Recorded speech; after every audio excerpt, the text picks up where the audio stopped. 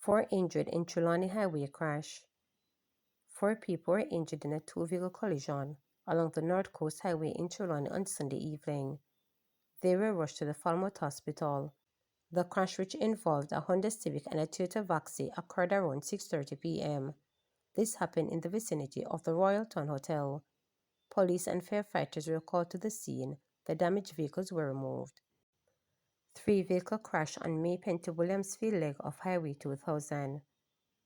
Several people narrowly escaped serious injuries in a three-vehicle crash on the May Penty Williamsfield leg of Highway 2000 on Sunday night. Preliminary reports are that the crash involved a Mitsubishi, a Toyota Corolla, and a Subaru motor car. The impact of the crash resulted in one of the vehicles overturning, while another is in a mangled state. The crash reportedly happened about 8 p.m. It had resulted in a pileup of traffic on the highway. 3 killed in St. Mary crash. 3 men died in injuries they sustained in a two-vehicle collision along the Haywood Hall Main Road in St. Mary yesterday morning.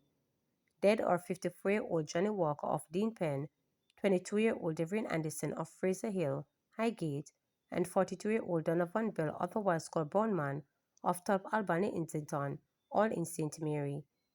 Reports are that about 2:40 a.m., Walker was driving a Honda Stream car along the roadway when he lost control of the vehicle, which collided with a Toyota Corolla car, in which Anderson and Bell were occupants. The 3 men were taken to hospital where they were pronounced dead. Meantime, Vice Chairman of the National Road Safety Council, Dr. Lucian Jones, says the latest road deaths pushed this year's tally to 325. He is reminding persons to be cautious on the nation's road, especially as the busy Christmas season approaches. After a prolonged period of time during the month of November, when many days passed with no fatalities, tragically this morning in St. Mary, there was a crash and 3 persons died. It means that 325 persons have died for the year so far, and now 12 in November compared to 33 last year, a 64% fall and a 14% reduction in the total numbers compared to last year. This is really a tragedy because we are doing so well during the month of November. And as we approach, we need to be vigilant in both enforcement and warning drivers on our roads not to drink and drive, not to speed, not to use cell phones and drive, not to use marijuana and drive, because all of these things can cause distractions. And hopefully if we can maintain these practices, as we did in the early part of November, we're hoping that December will be fairly quiet and we'll end the year with less than 400 road fatalities. PNP rolls out goodies. A widening of the 20,000 tax give back program, reduction of general consumption tax GCT on electricity, a write-off from the National Water Commission NWC customers, a waiver of fees for craft vendors were among the goodies announced by the Jamaica Labour Party leader, Prime Minister Andrew Holness, as he made the case on Sunday for his party to be given a third term. Delivering the main address at the public session of the Jamaica Labour Party 81st Annual Conference at the National Arena, Holness declared that the measures he announced was just not promises. The Jamaican people can see that it is one thing to listen to a bag of mouth and a bag of promise, but nothing that I have said here is a promise.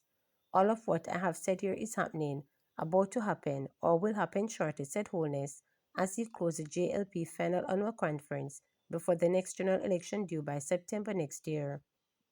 Jamaica today is a different place from Jamaica 10 years ago, and I am very pleased to be with you on this journey in transforming Jamaica. Yes, there will still have challenges. Yes, we will still have hardship. Yes, we see that there are inequalities, but it depends, my friends, on the perspective you take. If you take the view that the glass is half empty, then you're looking at the bottom. Your head is cast down. But if you take the view, like all laborites, optimistic, positive, perspective, that the glass is half full, then you're looking upward, said Holness as he argued that the government is filling up the glass rapidly. And now we are turning our attention to ensure that it overflows for you. Jamaica is in such a different place that for the first time, a party leader can make a speech of his confidence to the conference, to his supporters, and only barely mention the other people, the opposition People's National Party. We are not in a fight with them. They are not in our league. We are not running a race with them. We have too many things to show. We have the achievements. For the first time ever, a government can campaign on what it has achieved. A government can campaign on showing that the people will have to come, not empty promises. If you were to ask yourself who is capable of delivering the future for you, then it must be the Jamaica Labour Party, declared Holness to loud cheers from the thousands of Labourites inside and outside the arena. In a wide-ranging but unusually short address, Holness reiterated his administration's push to cut bureaucracy red tape, which he said has been showing development and growth in the economy. Holness then outlined a list of goodies, starting with the widening of the group of Jamaicans who qualify for the recently introduced $20,000 reverse income tax credit. According to Holness, when payment is made this week, it will increase to just over 290,000 of the number of Jamaicans to receive the cash back. He noted, however, that there is a set of people not captured in the giveback as they are not registered anywhere in the government system. Holness said starting next February, the government will begin accepting applications for these people who will be subjected to a needs assessment, and if they are qualified, they will also get $20,000. The Prime Minister also announced that after the budget is presented next March, GCT on electricity will be reduced from 15% to 7% as the government moves to reduce electricity costs, which is a significant burden for our people. He added that the government will remove non-tax threshold on electricity bill and replace it with a rebate for people who use 200 megawatts or less on electricity per month. This will allow the rollout of prepaid electricity purchases, which was implemented many years ago but has remained only a pilot. Now the JPS Jamaica Public Service will be required to roll out prepaid meters nationally, particularly in vulnerable communities, Holness added. He also told the conference that the JPS will be required to introduce time of day pricing of electricity, which will allow its customers to determine when they use electricity so they can benefit from lower prices. Turning to the water challenges facing residents of several communities, Holness said his administration will be moving quickly to bring the commodity to communities which are underserved while making it easier for people to connect to those communities where water is available. In addition, an amnesty will be introduced for some people who have been disconnected from the NWC because of unpaid bills. For persons who have been disconnected from the NWC water supply for debts 2 years or more outstanding, who are pensioners, or who have been assessed as being in need, the NWC will write off total debt to that person that is owed. In addition to that, they will waive the reconnection fee. This is aimed at giving relief to those persons who are suffering from weighty bills, particularly those who have had major leaks in their house and they just can't pay, added Holness. The Prime Minister pointed out that this amnesty will start on January 2nd, 2025 and will last for 3 months. He added that the others, NWC customers disconnected for more than 6 months, who visit the company and make an arrangement to pay, will receive a 50% or higher discount on their debt. Turning to the burden of cost of public transportation for students, Holness admitted that the bus fare subsidy offered by the state is unfairly skewed against those in rural Jamaica.